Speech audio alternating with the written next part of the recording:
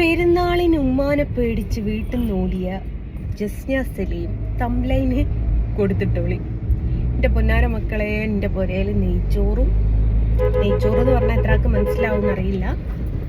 Ghee rice and beef വരട്ടിയത്, chicken പൊരിച്ചത്, chicken curry. അപ്പം ഇത്രയും സാധനങ്ങളാണ് വീട്ടിലുള്ളത്. അപ്പൊ ഇതിന്റെ ഒന്നും സ്മെല്ല് എനിക്ക് പറ്റാത്തോണ്ട് ഞങ്ങൾ വീട്ടിൽ നിന്ന് മെല്ലെ ചാടി.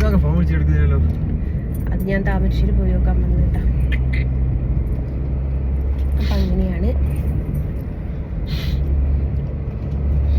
എന്നിട്ട് ഞങ്ങൾ വല്ല ഒരു ഷോപ്പിംഗ് ചെയ്യാന്ന് വിചാരിച്ചു. അതിനിറങ്ങിയതാ. എന്റെ കൽബിലെ വെണ്ണിലാവു നീ നല്ല പാട്ടുകാരാ. എങ്ങോട്ടാടോ ഇൻഡിക്കേറ്റർ ഇട്ടിട്ട് വേണ്ട വിട്ടേക്ക് വെച്ചാ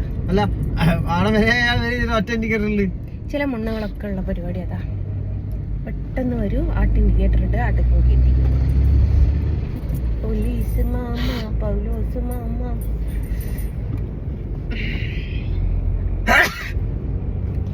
അപ്പൊ അങ്ങനെയാണ്.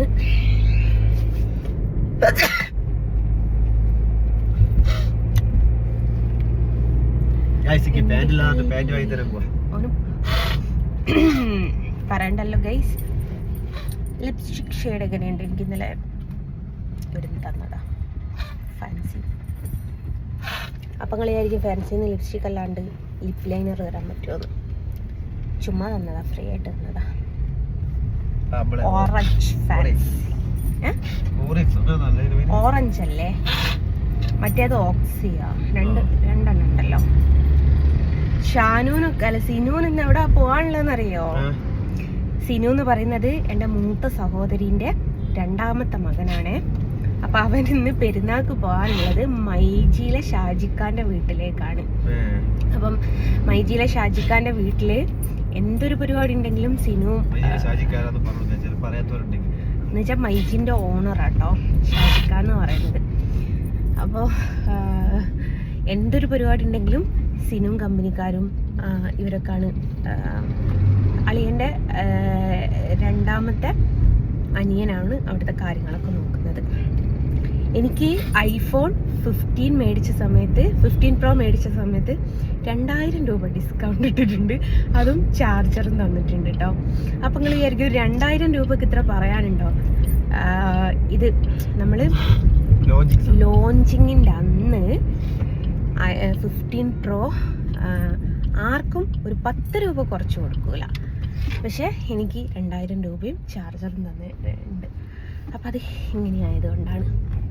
അത് നമ്മൾ സുഡിയോയിൽ വന്നത് കുറച്ച് ഡ്രസ്സ് പർച്ചേസ് ചെയ്യാൻ വേണ്ടിയിട്ട്. എനിക്ക് ഡ്രസ്സ് എടുക്കാന്ന് പറയുന്നത് പ്രൈസുള്ളൊരു സംഭവം. അപ്പോൾ കുറച്ച് സാധനം കൂടി എടുക്കട്ടെ.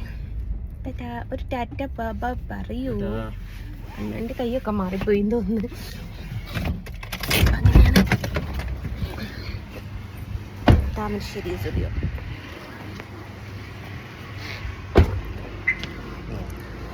അപ്പം അങ്ങനെയാണ് ഗൈസ്. ഷാളില്ലാതെ ജസ്റ്റ് പുറത്തിറങ്ങി.